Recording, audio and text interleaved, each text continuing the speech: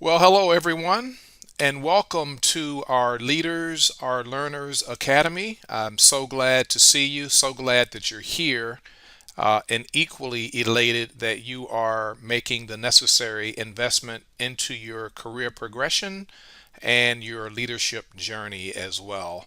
My name is Kevin Wayne Johnson. I will be with you for this masterclass, the 15 Invaluable Laws of Growth is what we'll walk through, whether you're looking to grow in your personal life or your professional life. We will walk you through what we call 15 different invaluable laws that will help you to grow and to develop and to mature and to be on your way in your leadership journey. I am the Chief Executive Officer of the Johnson Leadership Group. There's more information in the curriculum and in the content and in the course about me and what we do. This particular course is also available by way of a lunch and learn, a shorter edition of what we're going to cover. You'll see in your resources section that there will be a variety of different videos that will be accompanying some of these 15 invaluable laws. There's also a copy of our trifold brochure, and also you'll have access and a copy to the PowerPoint slides. So what I'm going to ask you to do as we go through this, because it's pretty lengthy, there are 137 slides that we'll go through as we cover the course content for the 15 invaluable laws of growth. But I'm going to ask you to pull out your paper, your notepad, a pencil or a pen, and a highlighter, and you'll be able to follow along just perfectly. As we go through each of the different lessons, I'll give you a heads up that in some cases we have embedded an image that gives a little bit more detail and insight into the content that we're covering. And I'll also give you a heads up for the various lessons that have a video that I would like for you to watch and have an opportunity to do an assessment and a retrospection on the video as well, as it will add value to the content also. All of the videos are 5 minutes or less, so these are very short videos, but they're very powerful. And again, you have access to the PowerPoint presentation. Feel free to stop. Feel free to pause as we go through the information. This is your opportunity to just absorb as much information as you can, and you have the luxury to do that. So we'll be spending some time together here on this topic. Again, welcome, and let's dive right in. So here we are with what we're going to call the 15 laws of growth. And what are they and what is the significance? So we're going to walk you through each of these, and we're going to take our time. But again, there are 137 slides that we will go through. But the good news is that you have the luxury, again, to just pause and stop whenever you have an opportunity and whenever you're ready. So we're going to be looking at these 8 different laws of growth. Take a minute and just read through each of these, and you'll have an opportunity also to hear me elaborate a little bit more on each of these and why they are significant. So these are the first 8 that we will go through.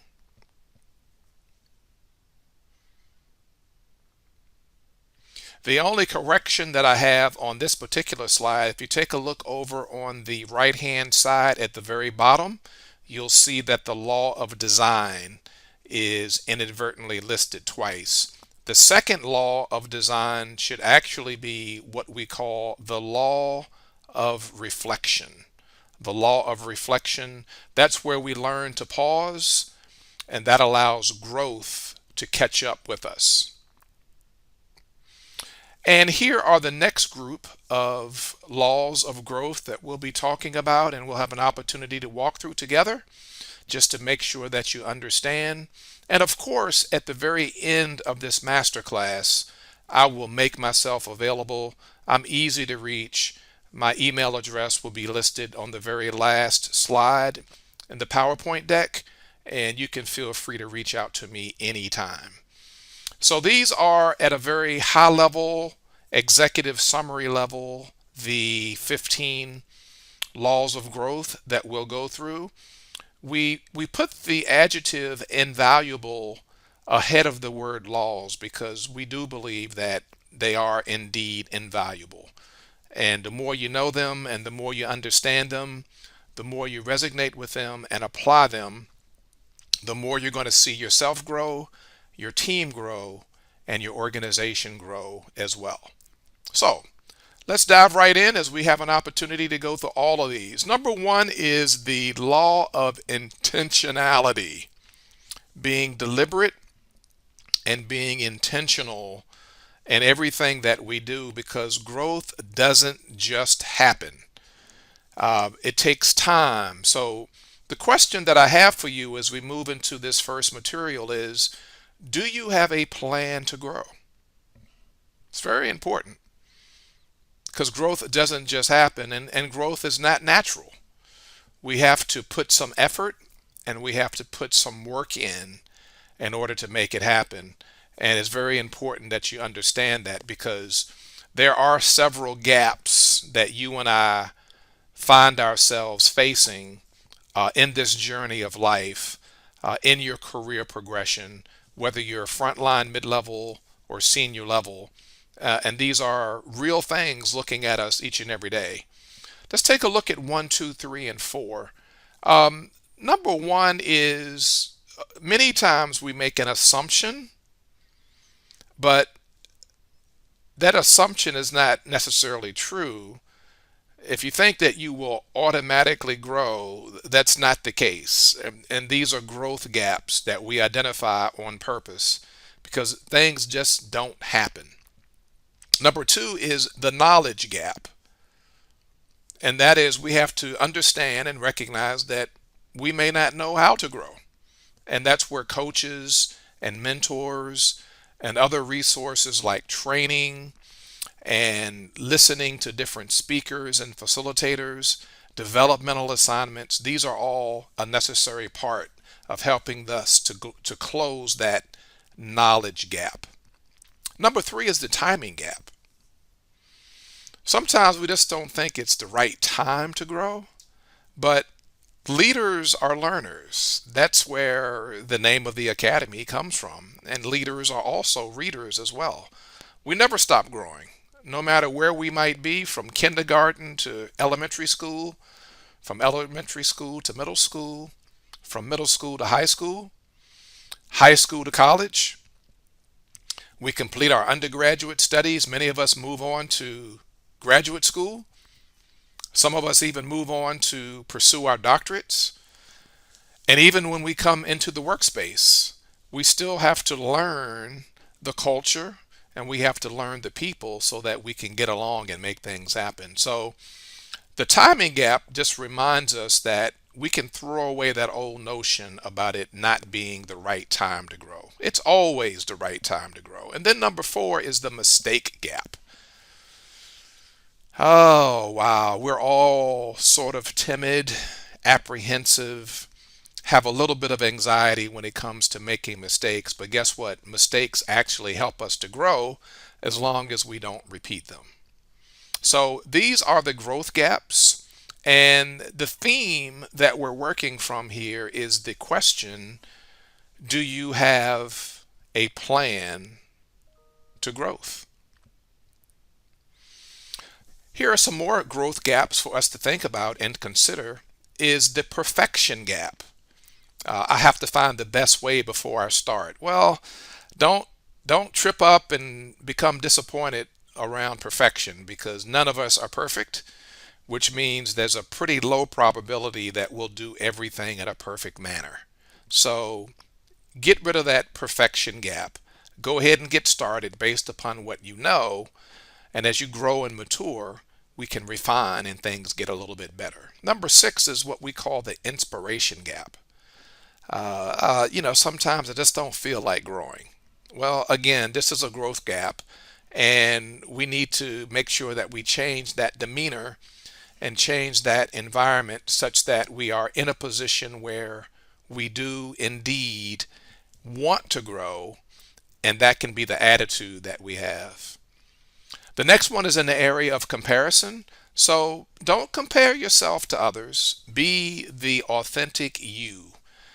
Be yourself. Bring your gifts, your talents, and your abilities to bear, and you'll be all the better for it because you are indeed unique. So don't worry about the fact that others appear to be better than you, or a little bit more articulate than you, or better situated than you. Perhaps they've just been at it a little bit longer and they've been practicing a little bit more. And then last but not least is what we call the expectation gap. And that comes from the fact that oftentimes when you and I start a new venture, we often think it's easier than we thought. And that might in part be because we're watching other people and they make it look easy, but again, they've put in the time and the effort. So just be aware of these growth gaps, and remember the theme here is around, do you have a plan to growth? Now, when you're losing or not quite able to come up to par or meet expectations, everything hurts. So John Maxwell reminds us that if Rome wasn't built in a day, how long are you willing to give yourself? Right? Something to think about. So take your time. Growth is a process, and you're going to hear more and more about that during this particular masterclass, but it is indeed a process and it takes time. All right. So here is something to think about. And this is the example of Rome that we were just talking about that John Maxwell quoted. Transition to intentional growth. And so here are the big questions that we have to ask ourselves. Still from the theme, do you have a plan to grow? So where do you want to go in life? This is a question. What direction do you want to go? What's the farthest you can imagine going? And then last but not least, how long would it take? Now, these are really big and important questions to ask yourself because it has everything to do with intentional. And embedded in this particular lesson is the video that's simply entitled The Seed. Once that seed is planted in fertile ground, the roots need to go down into the soil to get the moisture and the nourishment so that the plant can actually grow. And that video will reinforce that for you, simply entitled The Seed. So these are the very important questions that we need to ask ourselves because it's all about being intentional. So do it now. The big question is, what are you waiting for? Do it now. Be intentional about your growth. Use these strategies and principles and tools that you can add to your toolbox and move out and do great things. Face the fear factor, right? These are all different areas of fear that we find in our lives. So the fear of what others would think, but you have to go forward. Fear of trading security for what is unknown, but you still have to move out on it. Fear of failure. Failure is nothing more than an opportunity to pick yourself up and try it again and make it better. Fear of being overextended on resources. Well, this gives you an opportunity now to prioritize and really focus a little bit more on what you're doing and why you're doing it and what's important and maybe what's not. What you can move out on today and maybe what you can put on pause until tomorrow. And then the fear of pushing others away. So you might have a bigger team and you might have to reduce down to maybe 4 or 5 people, but help them to understand why and why it's important and why you must do that at this time. Then you can face that fear factor and can continue to move forward. So now ask yourself this. Which emotion is stronger? The desire to change and grow, or one of these fears? And we've all faced them at some point, maybe to different degrees, but again, just be very intentional. and just move forward on that particular area of growth that you might need. And once you get past that, you will be well on your way as we now cover the other 14 invaluable laws of growth. So, on a scale really of 1 to 10, not really counting the zero, but on a scale of 1 to 10, think about the difference between accidental growth here on your left and intentional growth on your right. And you see here the difference on the range. We get much closer to 8, 9, and 10, the high range, when we are intentional, in lieu of just by accident, I hope to grow, much more on the lower end, the 0, 1, 2, and 3. So when you insist on getting started so you can move toward finishing, when you take responsibility, when you learn from your mistakes, when you rely on hard work, when you persevere over time, when you fight for good habits, those habits come from repeating, and after a while it becomes a habit. When you follow through and you take the necessary risks, you think like a learner, you rely on your character, and you never stop learning because leaders are learners. Now you're on your way to intentional growth.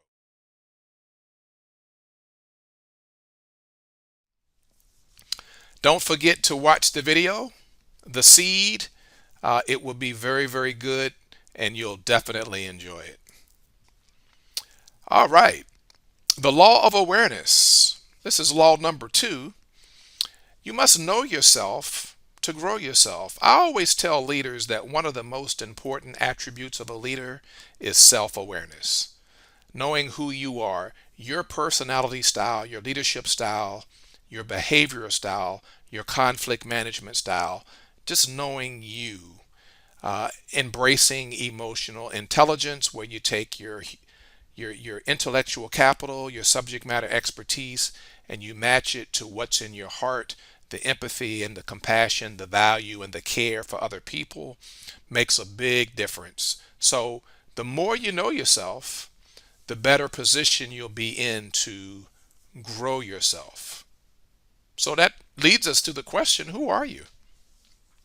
And embedded into this particular invaluable law of growth is a second video that's simply entitled Leadership, where you get an opportunity to kind of take a look at yourself and have another opportunity to really think about what leadership is and the leadership style that you bring. So, who are you?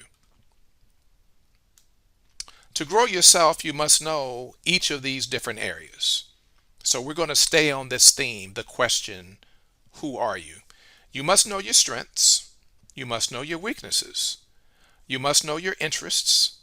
You must know your opportunities and be aware of them.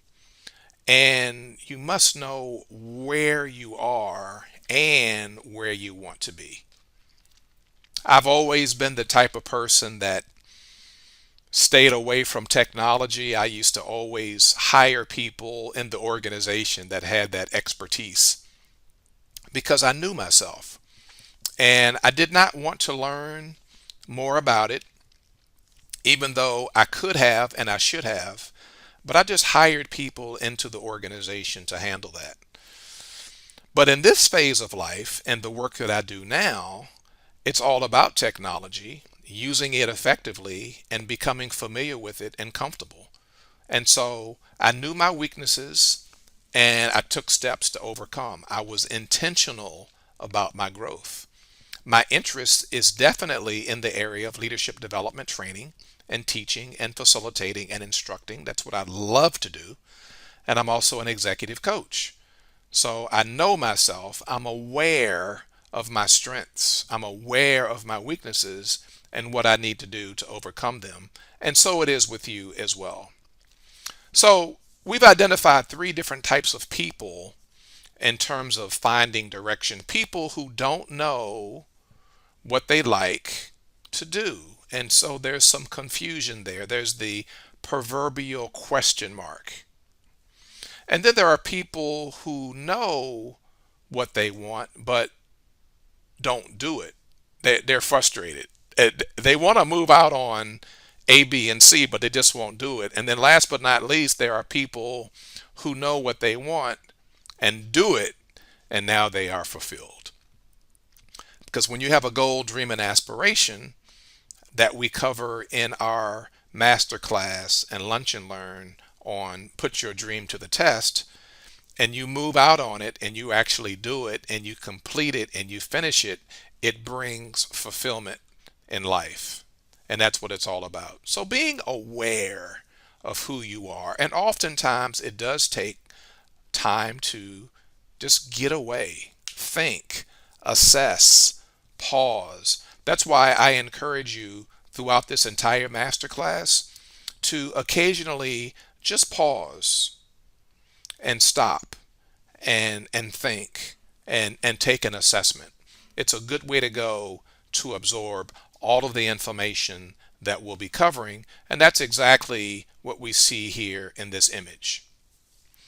So Robert Schuller is was a longtime pastor prior to his passing, out in California for many, many decades, and he passed it on to his children, son and daughter as well.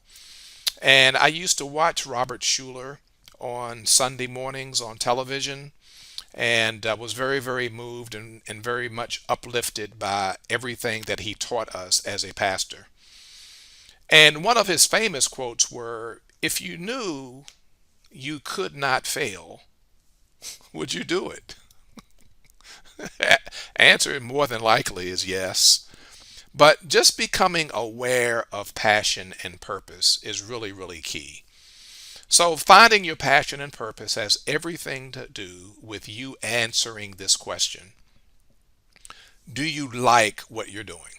And if you can get to a spot in your life where you really thoroughly enjoy what you're doing, it really is therapeutic and it brings a lot of fulfillment to your life. It really does. It's pretty awesome and it's pretty incredible. If a person sets out to run a mile and 3/4 of a mile ahead there's a cliff, should that person try to finish running the mile just because he started out to do so? Changing direction is a risk. But what if you don't change?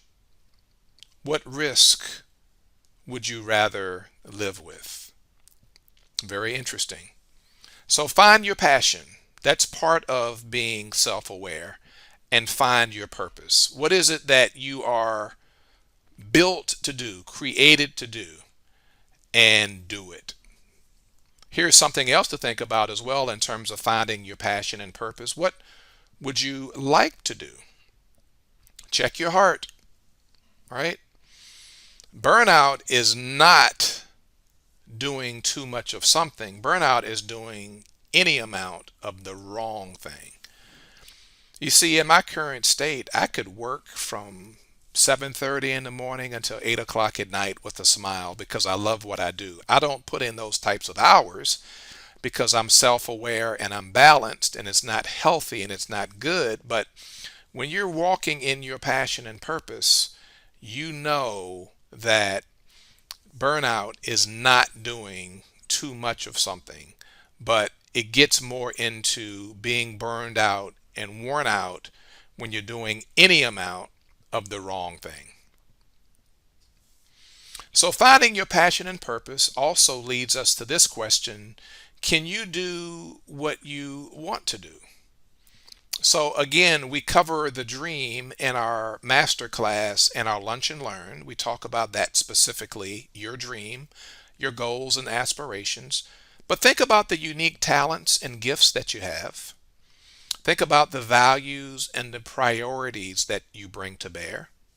Think about what drives you, and think about the right motives that undergird what you do as part of your awareness. How to do what you want to do.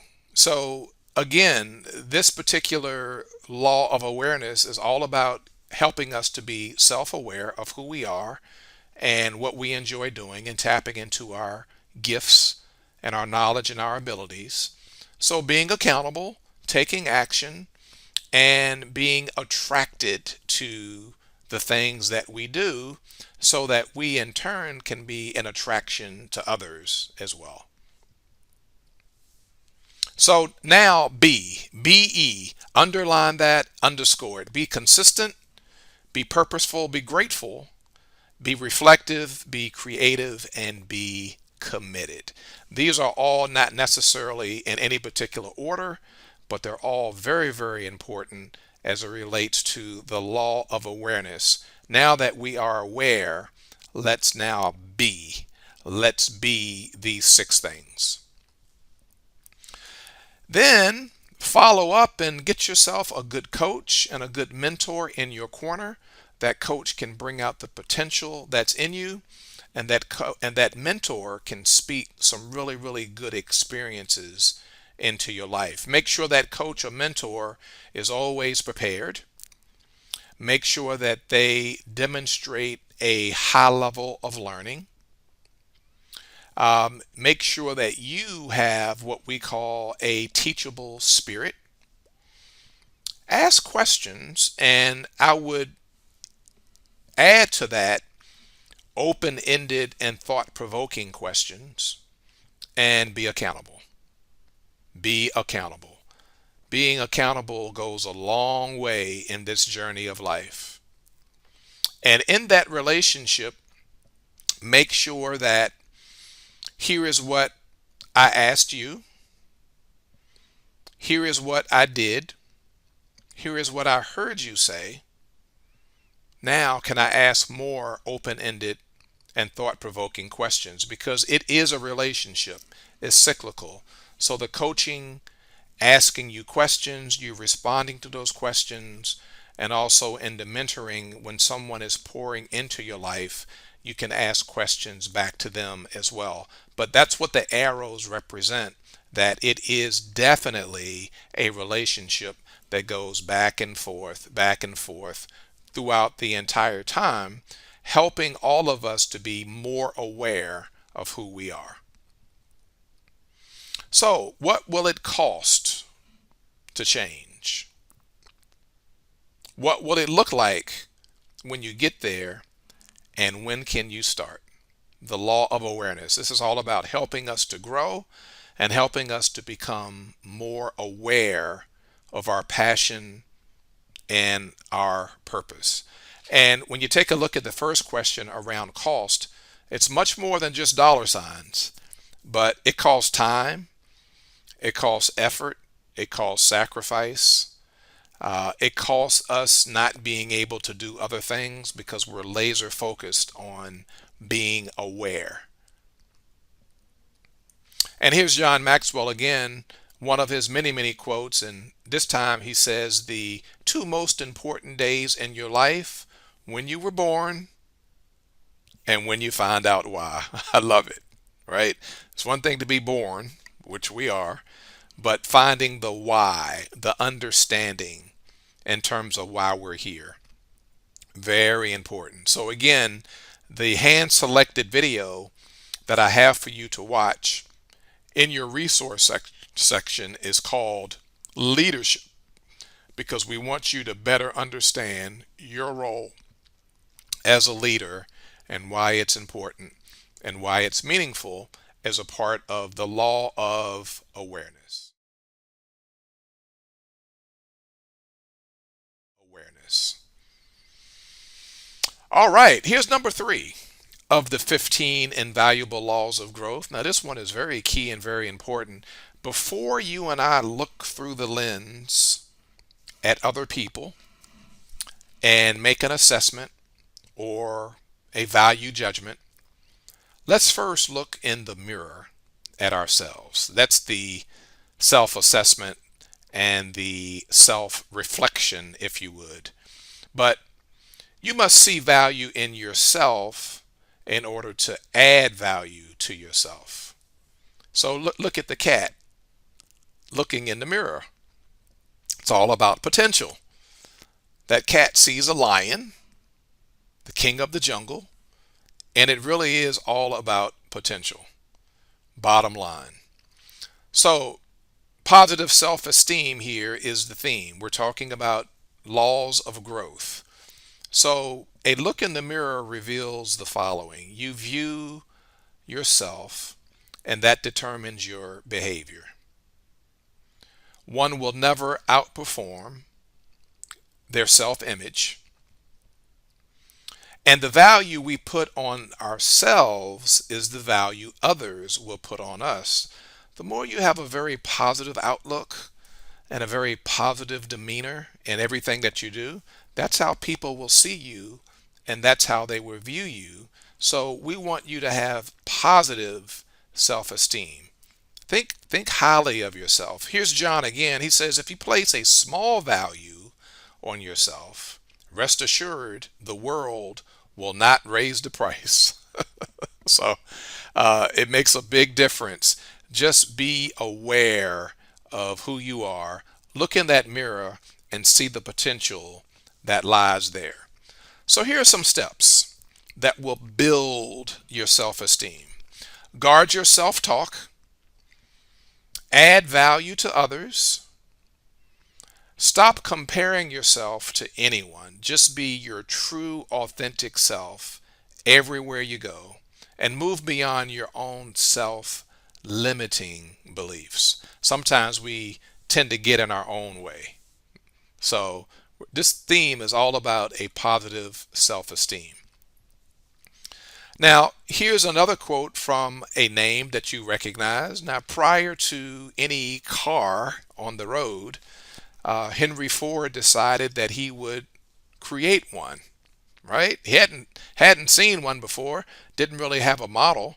So whether you think you can or think you can't, either way, you're right.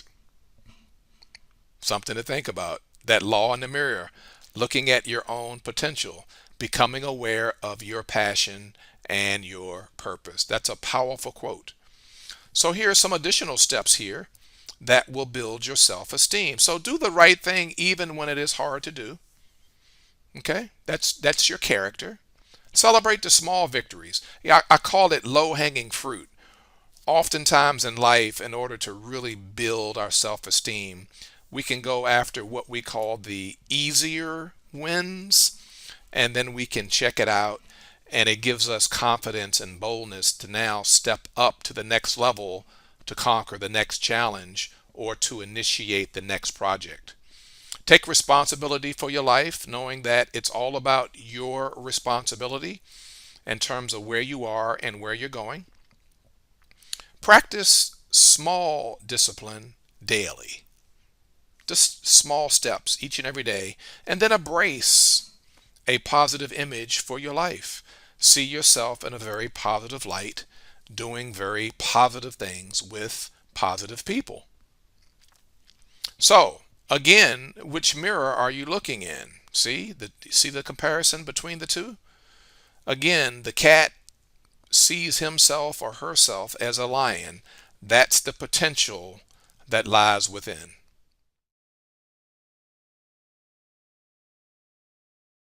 The law of reflection. So now this is an opportunity for all of us to learn to pause, take a break, rest, put it on stop. That allows growth to catch up with you. Every weekend, as I prepare for the following week, I take time to pause to say, what could I do better? What could I have done better? What steps did I take that may not have been appropriate? Which positive steps did I take that were appropriate? And then take a look at the results. It's a time to reflect, it's a time to pause, to get up again and start again. And that's really what this law is intended to teach us. Just take time out, right? Just push that button and just pause and reflect and think. Have a silent moment. That's where your mind can kind of get at ease and begin the process of slowing down, right? Self imposed timeout. It's good for you and it works. So here's the power of pausing and the law of reflection. So reflection turns experience into insight. Intentional pausing expands thinking. Yep, it gives us time to really think about different ways of handling some of the issues we're dealing with. Everyone needs a time and a place alone. I'm a big believer in that. Now, it's easy for me because I'm an introvert. So being alone is part of my day to day interaction, but it does work and it gives me time to really think and reflect on my next steps. And if you are a leader, pausing is vital to success. So here are some I's that we want you to think about. Investigation, that gives us the opportunity to find meaning in each experience. And then illumination, now we can place value on our experiences. Incubation, slow cooking for reflection.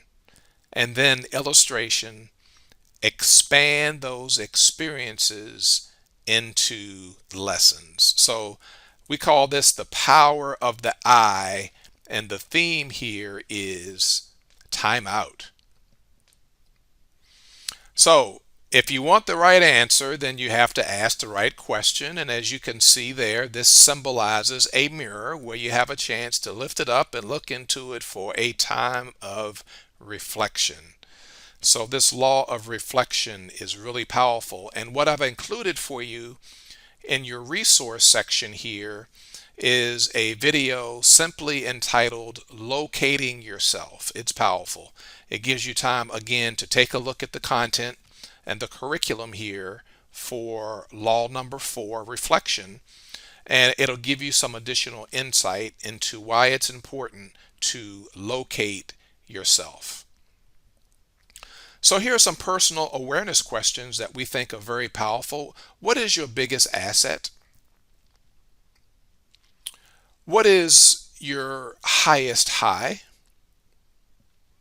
What is your biggest liability? And what is your lowest low? Now, you have to reflect and pause in order to answer these types of questions, because these aren't the usual questions that you get every day. So we're very deliberate and we're very intentional to make sure that we are having you to ask and answer the right questions. So these are personal awareness questions. And here are some others as well. What is my most worthwhile emotion? What is my best habit? What is my least worthwhile emotion? And what is my worst habit? Now, again, in the spirit of this particular law, law number 4, we want you to, in this masterclass, periodically pause and even stop and think. Think about the material that we're covering. Think about the images and the videos that are embedded. And think about all of the key information that you find on each and every slide as we go through each of these. These are personal awareness questions. What is most fulfilling to me? What do I not know about me yet? We're always discovering something because we have blind spots.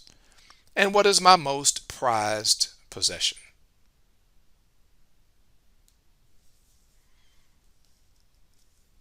So, there's the road. It's a winding road. You'll be on your journey. Will be worth it. Absolutely. Take the time to reflect. Take the time to pause. The journey is worth the trouble. Right?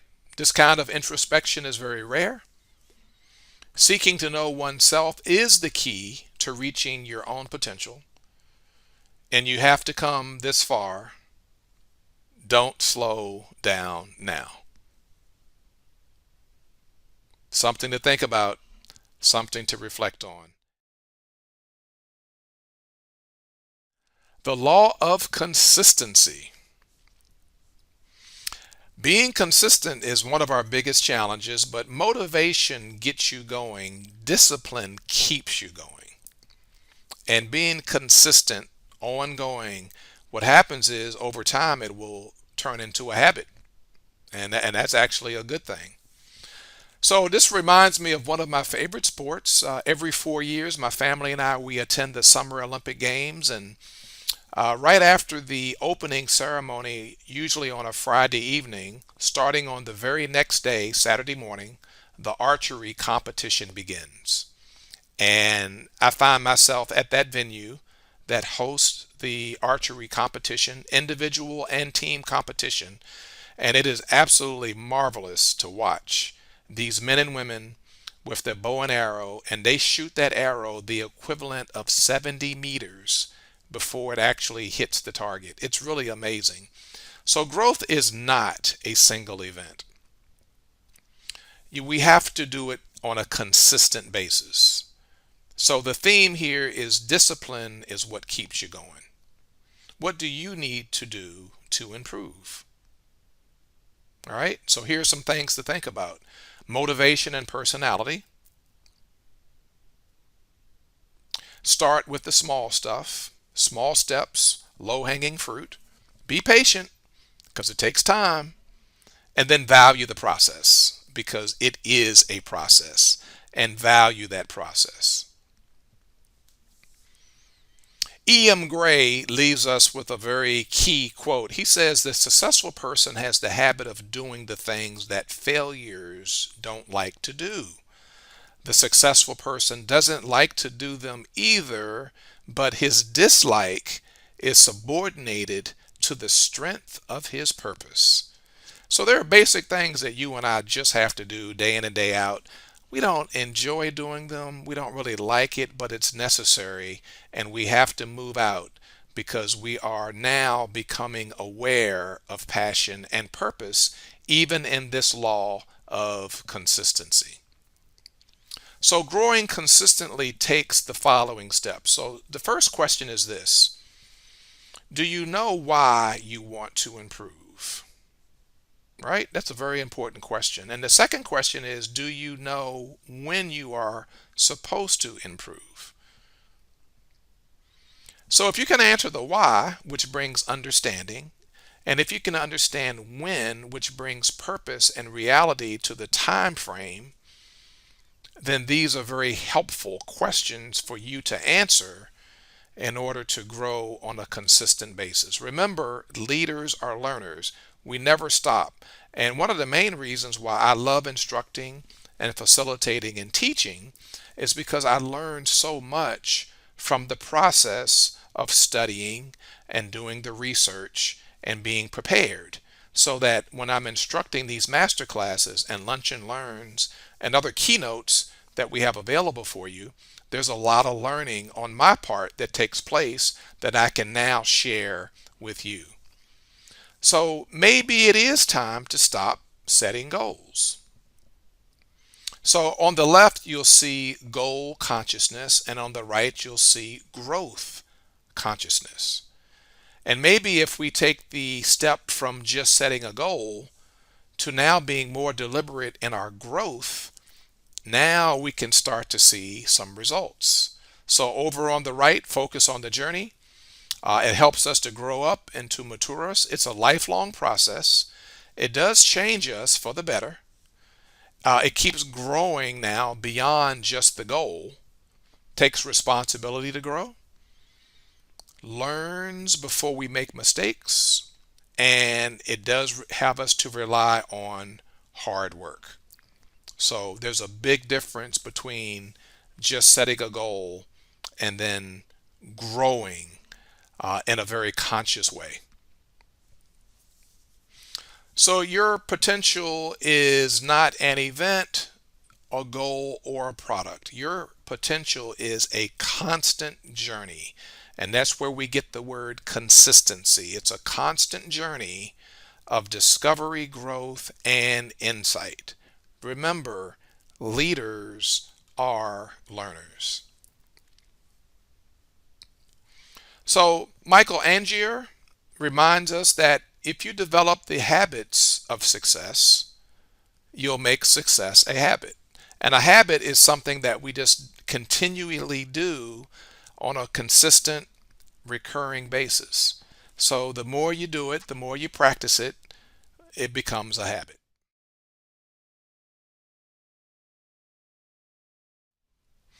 All right. The law of environment.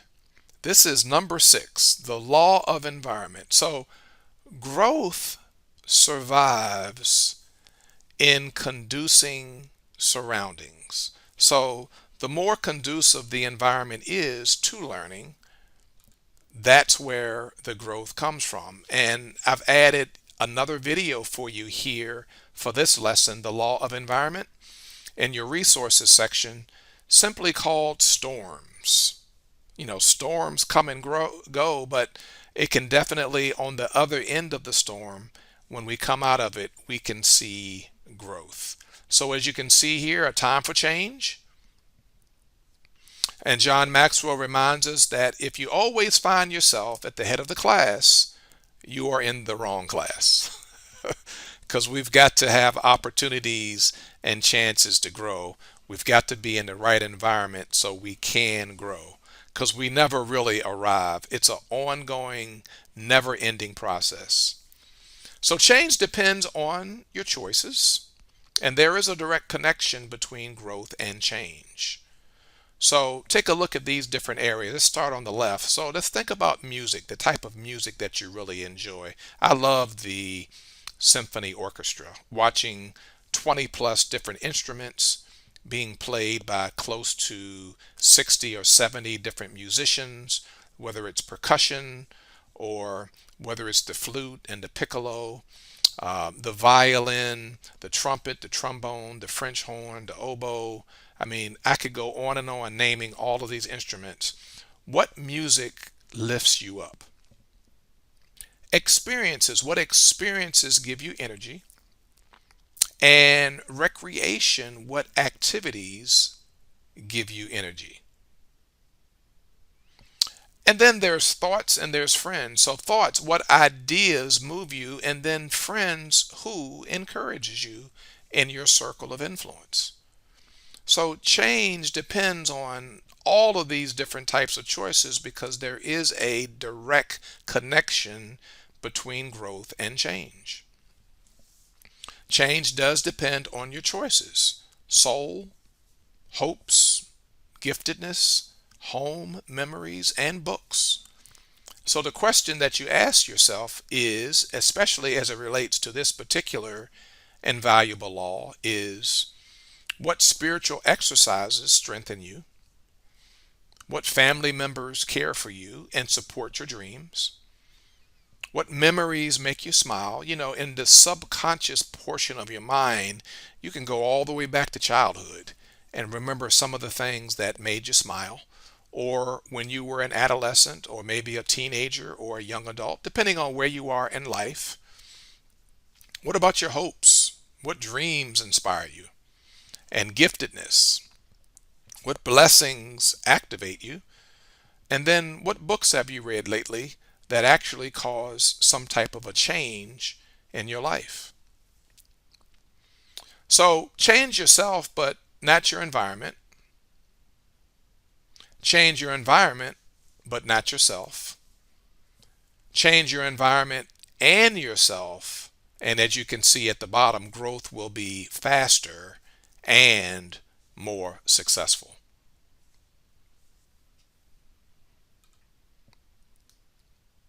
Maxwell reminds us again that understand that most people around you do not want you to change.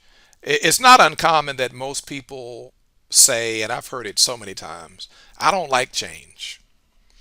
And I'm not really sure why people say that, other than the fact that there's a high level of anxiety about what it would look like on the other end of change. It's more than just feeling comfortable where you are, but it's the unknown that's embedded in change. People have a fear of not knowing what the end result would be, and that's why a lot of people don't want you to change and aren't interested in change themselves. So here's some ways to change the people around you. So find at find at least one person who will love you unconditionally just because of who you are. Desire your success. Be a big cheerleader. Be mature about the journey that you're on. Ask you agreed upon questions and then help you when you need help. If you can find at least one person to do that, then that can help change the people that are around you. Change yourself in your new environment. So make your growth public. People can actually see that you're different and that you're growing in the right direction. Focus on the moment. Set milestones for your growth and move forward despite criticism, because everyone's not going to be on the same page, and everyone's not going to be your biggest cheerleader, and that's okay. You keep moving forward. Just recognize and acknowledge that being in the right environment, family and friends, an environment that's conducive for growth, having people to cheer you on, and you being focused in the moment and being self-aware, you're going to be well on your way as it relates to this law of environment. So here's a note to the leaders. So create a culture where all of these good things happen. So as a leader, it's on us to be the model and to be the example and to set the tone and help others in that environment to be the best they can be, to tap into their potential, and to be all that they can be. So put others ahead of ourselves. Remember, each person is individual and they can be individually challenged. The focus is always forward, not looking back, but looking forward. The atmosphere is affirming. Create a place that's designed to keep people out of their comfort zone, because that's where most of the growth happens, outside of our comfort zone. Helping everyone stay excited, remembering that failure is not their enemy, but failure is just the opportunity to get up off the canvas, do it again, and get it right. Right? It builds up their confidence and it builds up their boldness for the next project. Keep others growing. It's a place where change is actually desired and where growth is modeled and expected. So that's a note to the leaders. That's how we set the tone for the right environment for people to grow.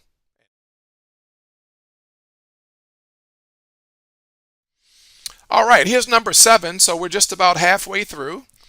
Remember, there are 137 slides here, so this masterclass is a little bit longer, but hopefully you're taking good notes. And again, feel free to pause and stop when you need to and go back and look at it again. But law number 7 is the law of design. So to maximize growth, we have to develop strategies.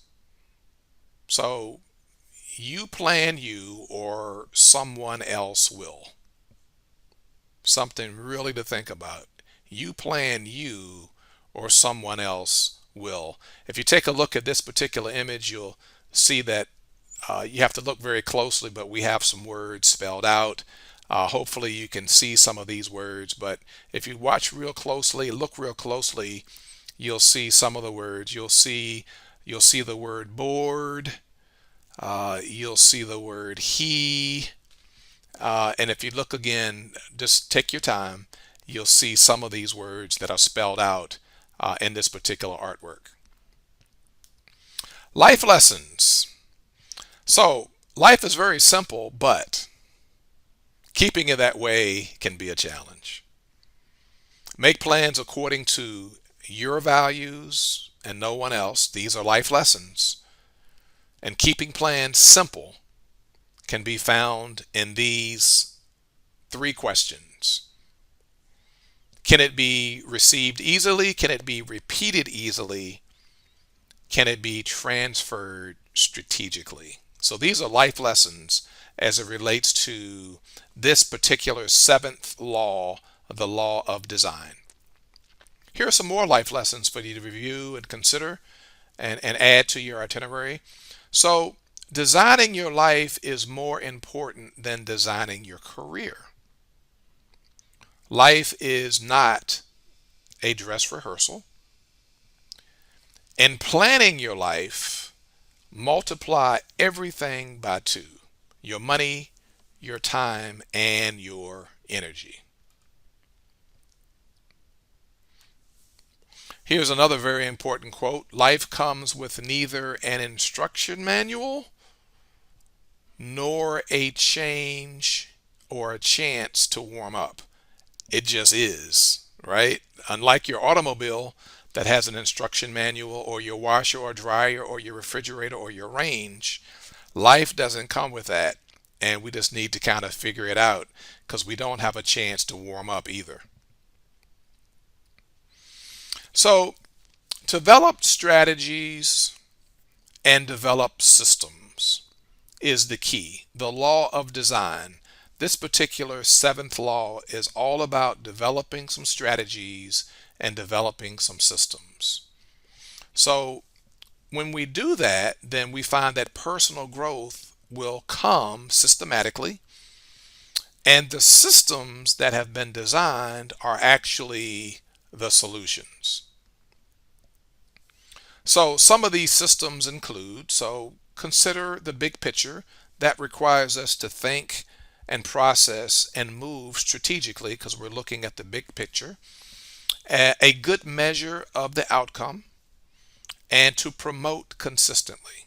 These are effective systems. Make use of our priorities and application, which is really the what now question. What do I do now? Where do I go? How do I get this done?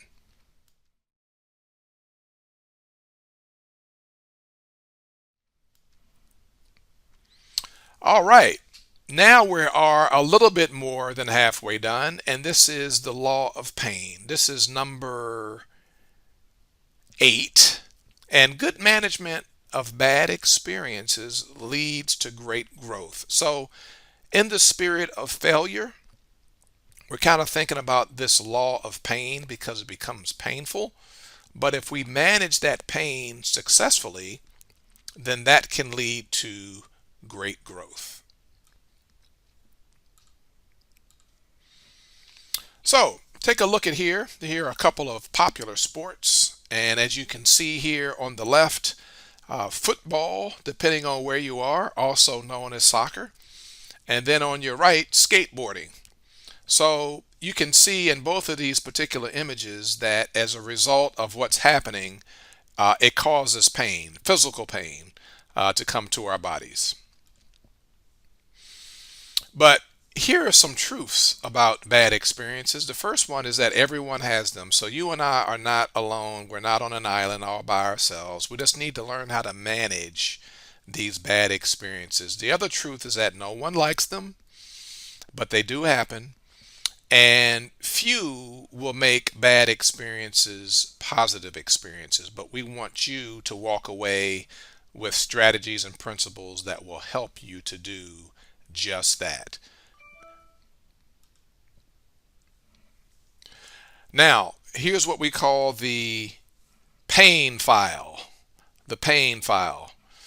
So, this has everything to do with the pain of inexperience, the pain of incompetence, the pain of disappointment, the pain of change, and the pain of conflict. So we sort of file, if you would, in these particular areas around the law of pain. So I've never been through that, the pain of inexperience. I wish I had never happened, the pain of disappointment.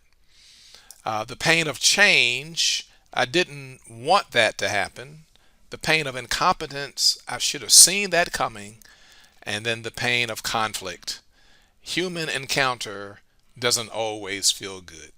So, managing these bad experiences by putting them in the pain file will get us through over to the next side.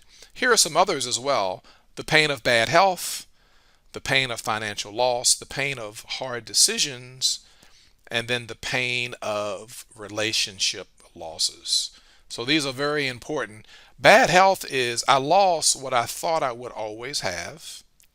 Financial loss is if I could only get that back. Hard decisions is you can't make everyone happy. So true. And then the loss of the pain of relationship losses has everything to do with some people will grow in a different direction than I. So managing these pain experiences has everything to do with putting them in the appropriate file as we move forward. Here are some more. The pain of not being number one can be painful. The pain of traveling. When I am away, I feel. Sometimes we feel isolated because we are away from family and friends. And then the pain of responsibility. They expect so much from me. But again, this is all about good management of bad experiences leads to great growth. So turn your pain into gain. Choose a positive life stance. Embrace and develop your creativity.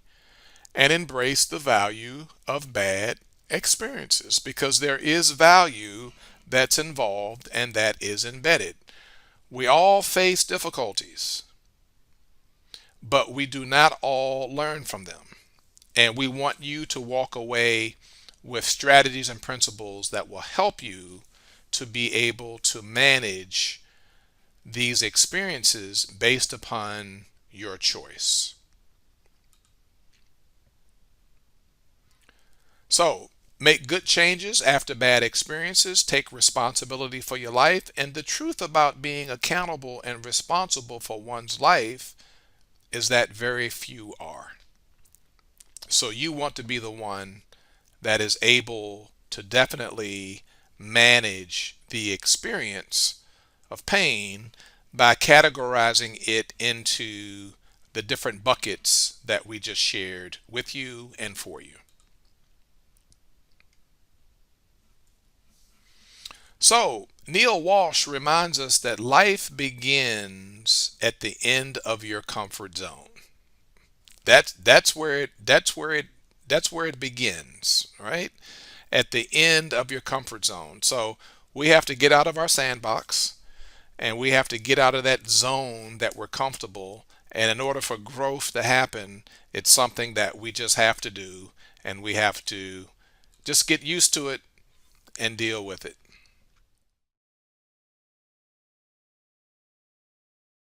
Deal with it.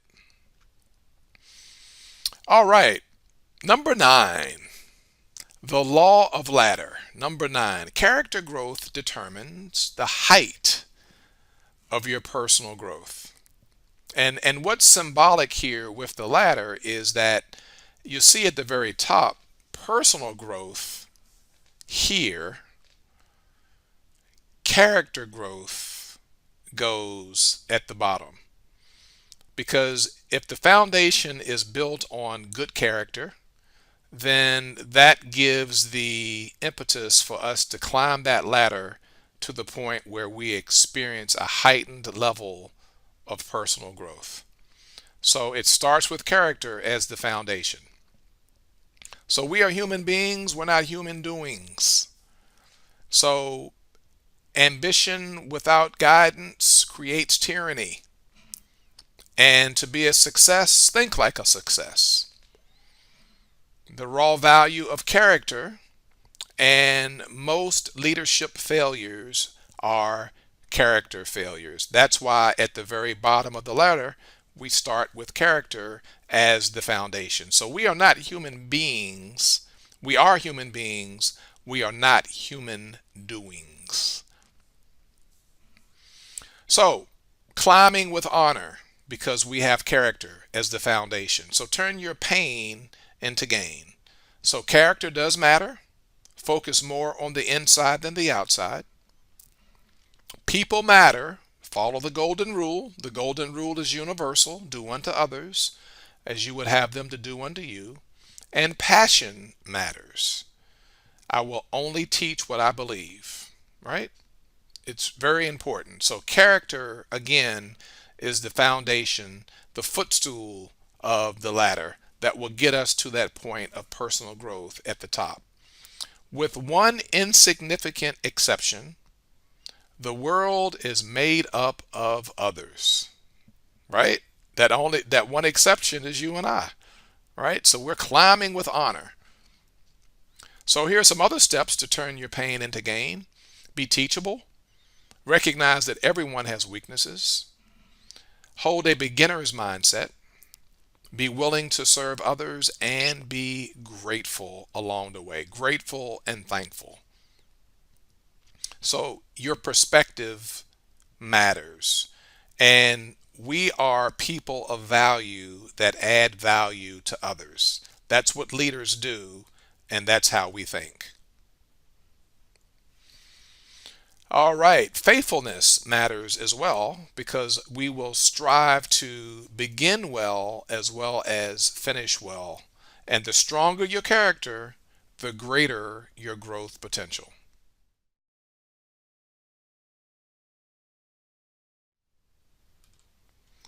All right, so here is the next law. This is law number 10, the law of the rubber band. Now, think in terms of what a rubber band does. It stretches. It stretches us up and down and side by side. So, growth stops when you lose the tension between where you are and where you could be. So just think about that rubber band and being stretched because that's where growth really comes. And as you can see here, mediocrity is not a worthy goal. Where you are and where you could be, right? Tapping into that potential. So that's what that rubber band symbolizes, and that's what the law of the rubber band is all about. Mediocrity and being average is just not acceptable. So, a series of stretches has to do with this, and the theme here is time to stretch, right? So, potential is that gift that we get from God, and just below that, if you are in the same place very long, it is time to stretch. Now, our gift to God is to develop that potential. And where do you need to stretch right now? Think about it. Just think about it in terms of the law of the rubber band. Where is it that you need to be versus where you currently are? See, it's easy to be average, but here are some benefits to stretching. So, first of all, few people will stretch. So, you'll be in the minority in terms of the number of people that actually stretch. And stretching always starts from the inside out, right? Starts with the mind, starts with the heart, how you think, how you process information, how you communicate. Then it goes out. And then the status quo ultimately leads to destruction. So being average and being mediocre will not get you to your desired goals. There just won't be any growth as a result. And so you are exactly where you should be given all you have done to get there. So here are some benefits. Stretching always requires change. Stretching sets you apart, and stretching can become a lifestyle. Again, through consistency, recurring over and over again, then it becomes a habit. And these are some really, really good principles that we can apply to our lives. Now, if you won't be better tomorrow than today, then what you need today for? Something to think about. So if you're not going to use today to get better for tomorrow, then in other words, what do you need today? And this comes from Rabbi Nachman, who makes reference to this in terms of a question that we should all think about.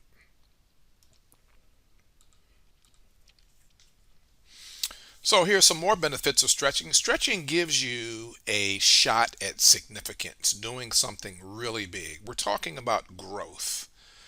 And stretching must be intentional all the way until the end. We've got to finish. So make your greatest fear to achieve mediocrity. You should be afraid of it. You should be scared of it because nothing good comes out of being mediocre or average. We want to stretch and we want to be stretched.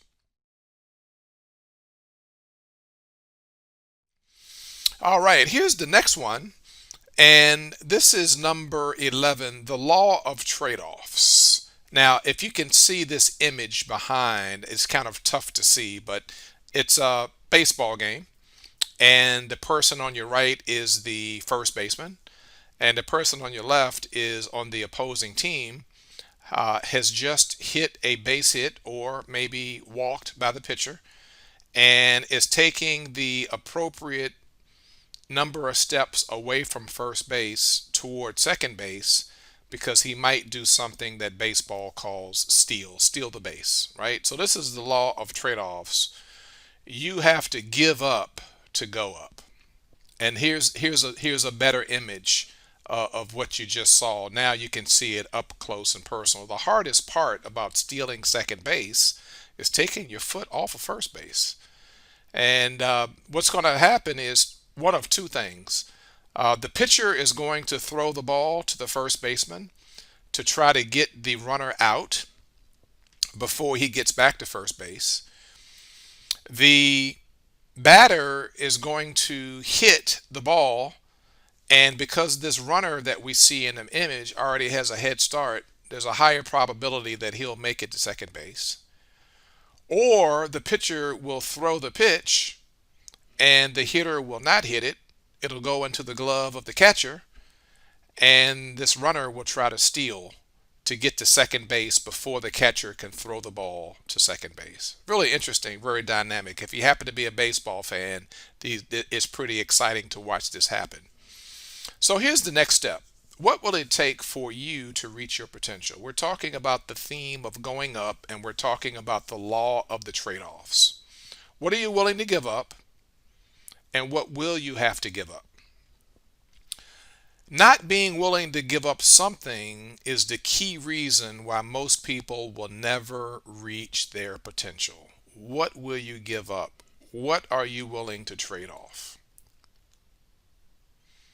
So, trade offs are available our entire lives. Trade offs are opportunity for growth, and trade offs force us to make difficult personal change. So you're giving up one thing to get something else, and that's what the trade-offs are all about. Here are some other truths. Trade-offs are available our entire lives, and again, here are some additional information for you to think about and process. And unsuccessful people make bad trade-offs. Average people make few trade-offs, and successful people make good trade-offs. And so the question here at the bottom is, will I go through this change or grow through this change? And question number two is, what are the pluses and minuses of this change? These are all different things to think about as it relates to trade-offs, because we're trying to make sure that we give up something so that we can grow up. Maxwell reminds us that we may not always get what we want, but we will always get what we choose. Absolutely. So, trade offs force us to make difficult personal changes, and a loss is usually felt before the gain.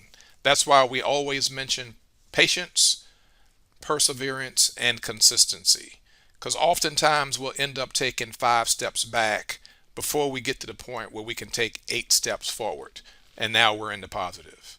But from time to time, it may feel like we're taking 10 steps forward, but we're taking 13 steps back. But eventually you end up taking 20 steps forward against those 5 steps back. And now you're 15 steps ahead. That's the way it works. So the loss is usually felt before the gain. Most trade-offs can be made at any time. A few trade-offs come only once. And the higher you climb, the tougher the trade-off. So you'll see here at the bottom that the skills that got you where you are now are not the skills that will get you to the next level. So as you climb, it's going to require more and more and more effort and more trade offs as we climb that much higher. Trade offs never lead us the same. Some trade offs are never worth the price, and you have to be very careful about that. And then the question is, what trade off do you need to make now? Because we all need to make them, and that's why this is a law, and the theme is going up. So in order to go up, we have to give up.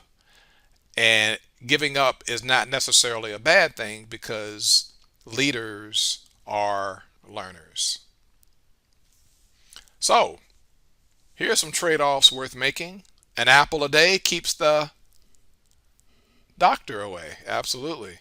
But that donut looks good, doesn't it?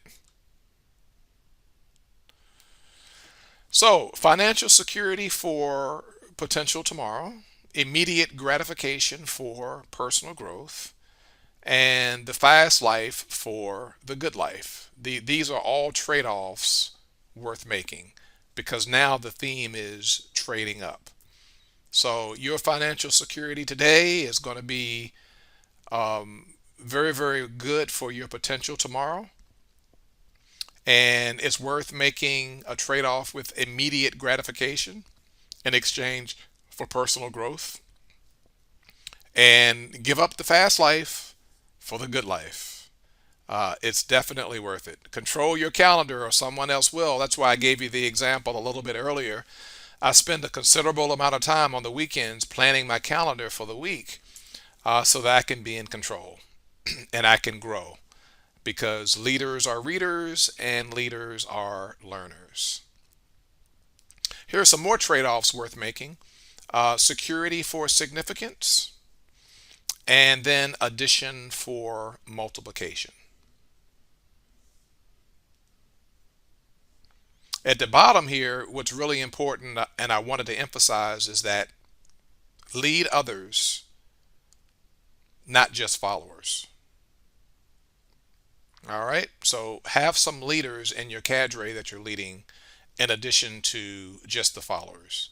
And be a conduit for blessings, not a reservoir of assets. In other words, be a distributor. Be one that's open and receptive to giving to others and serving others. That's how we add multiplication to our lives.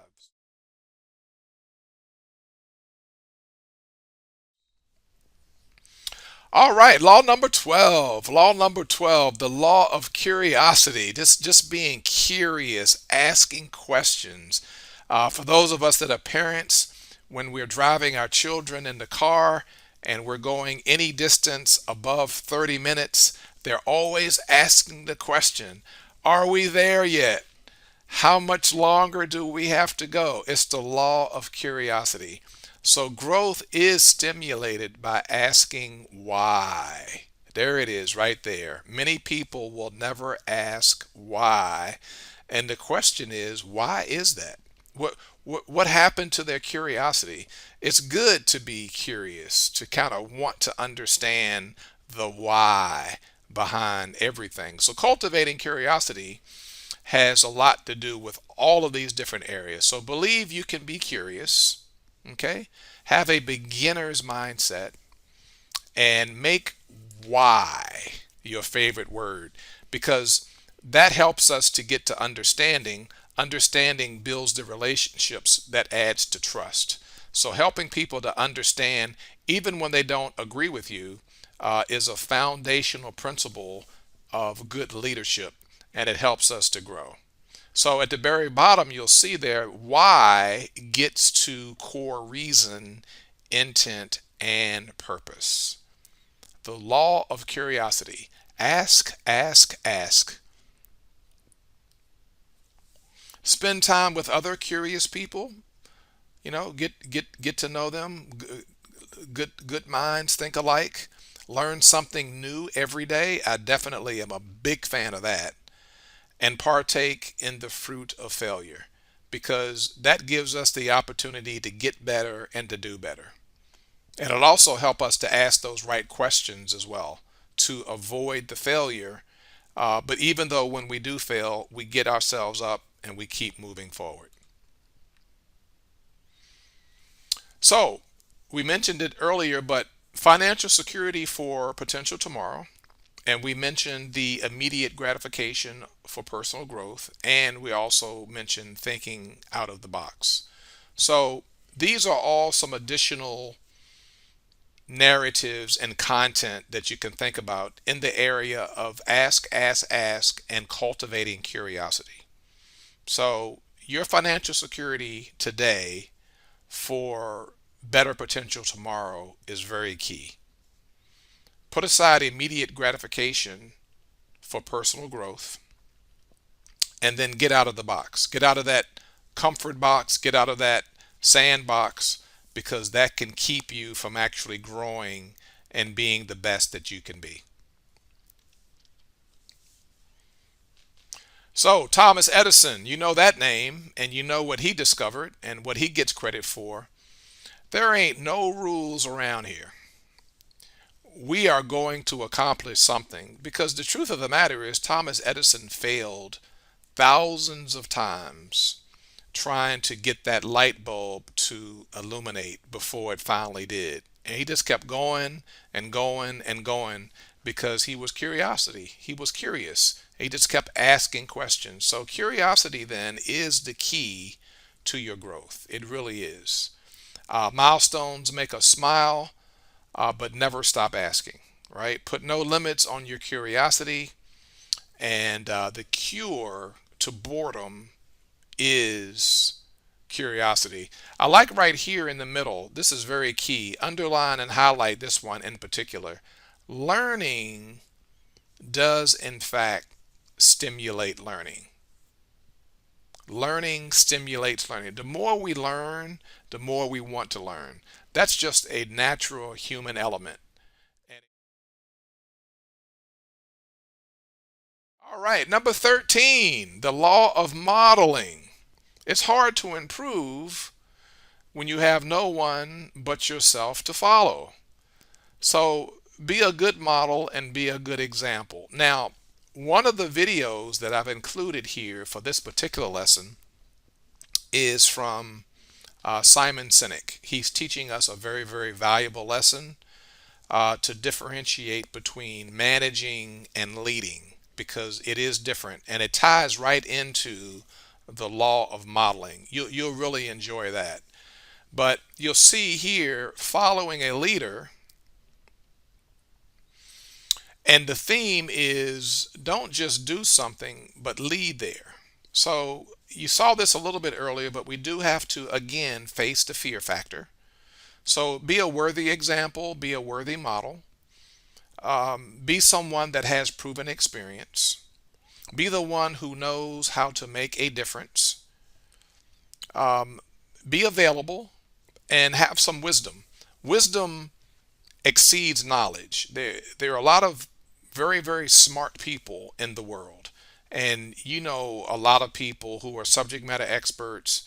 They know their content very well. But wisdom, being able to use that in a way that's wise, is a step above knowledge. So that's how we don't just do something, but we lead there as a model and as an example.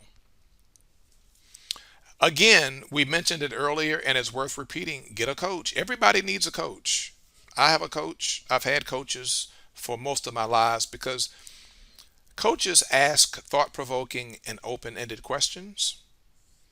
And we're now able to have a conversation with someone on a topic that interests us. And the coach holds us accountable. And they also help to challenge us and to have us to reflect reality. So if our dream and our goal and our aspiration is way out in left field, the coach helps us to keep it real.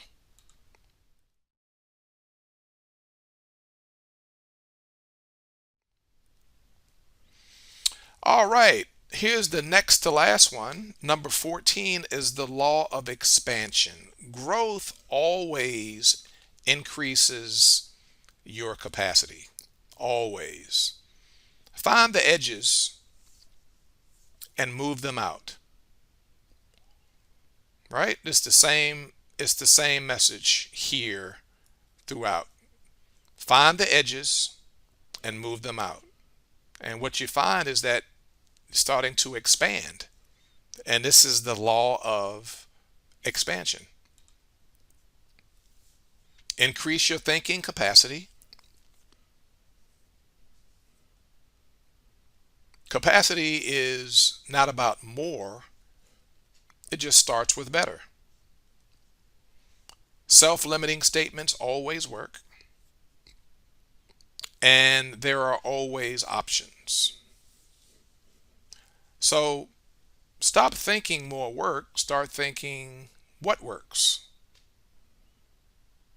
Stop thinking I can or can I, and start thinking how can I? And stop thinking one door, start thinking many doors, because it's all about increasing our capacity, and this is the law of expansion.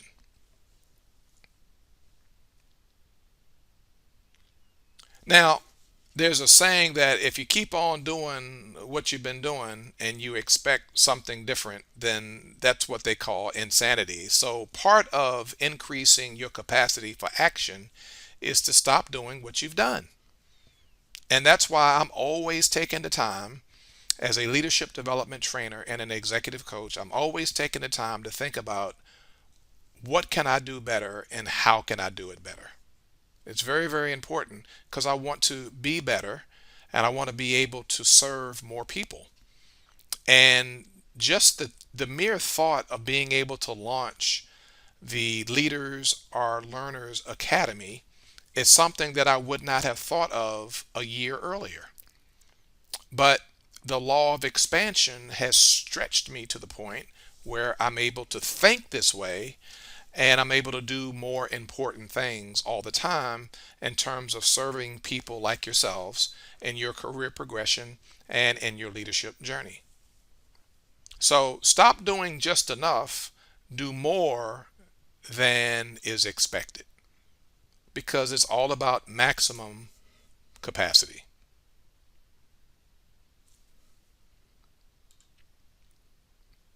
Now, expand your capacity, and now you expand your impact.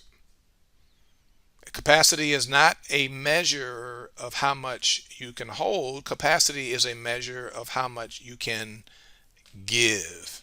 Being a servant, helping other people, being their cheerleader, serving others. That's what it's all about. That's really what life is all about. And that's part of the theme around give more, impact more.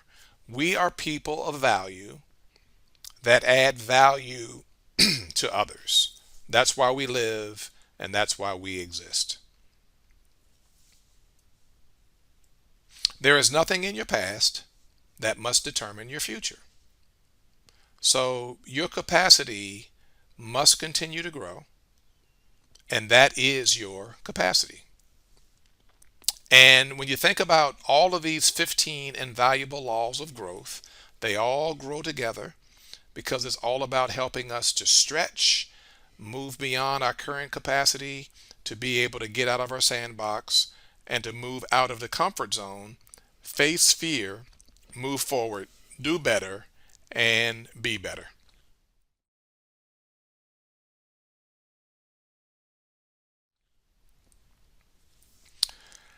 Last but not least, as we wrap up this particular masterclass, is what we call the law of contribution.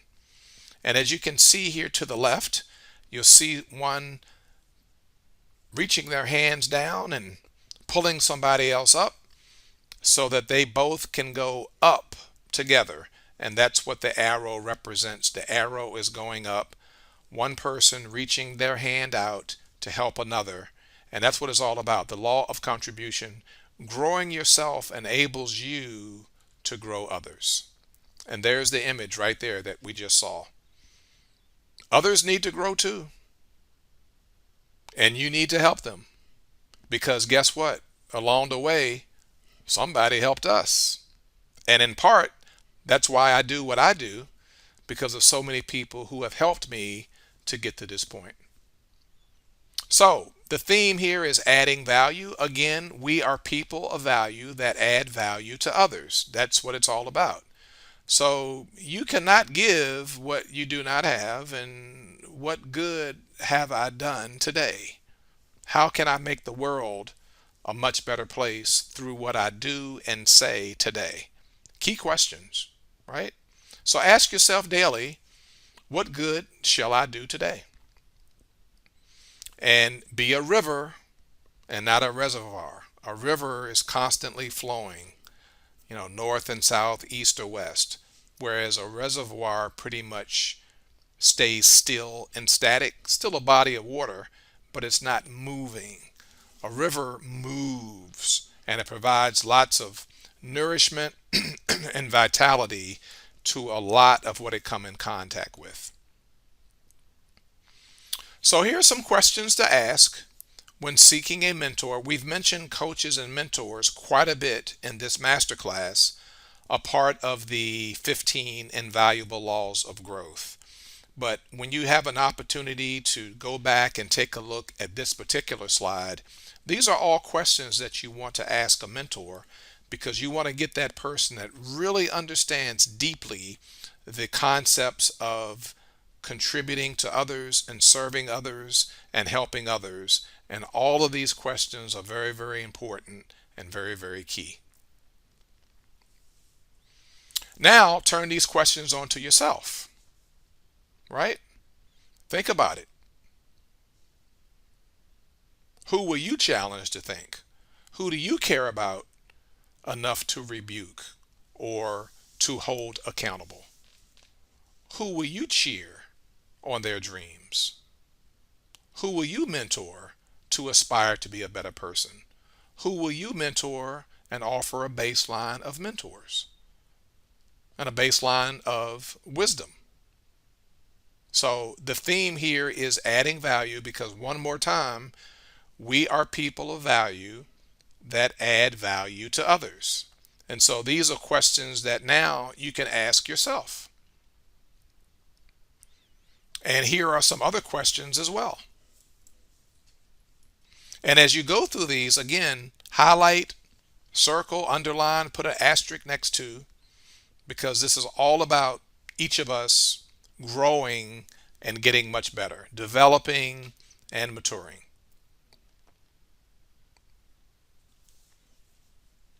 Give to grow and grow to give. These are our contribution choices. And much like we state around finding a mentor, we also believe that everyone should find and engage a coaching relationship because that coach will bring that potential out of you, whereas the mentor speaks experience and life into you. So be grateful. Don't let stuff own you. Define success as sowing, not reaping. In other words, giving, not getting. Put people first. Don't let people own you. And keep growing to keep giving.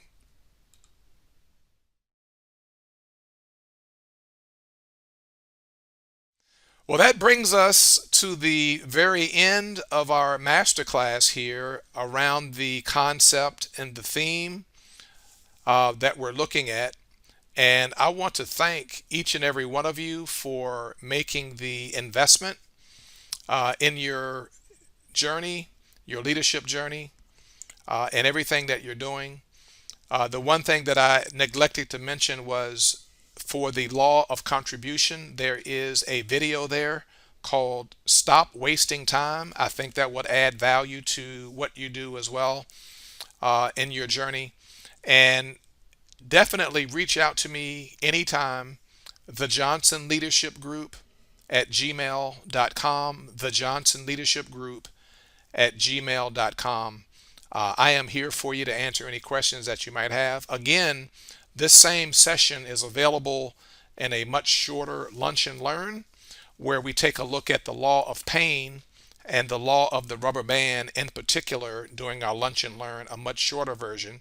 But go back and take a look at everything that's been taught, all of the videos, all of the graphics, all of the information that's available for you, the PowerPoint slides as well.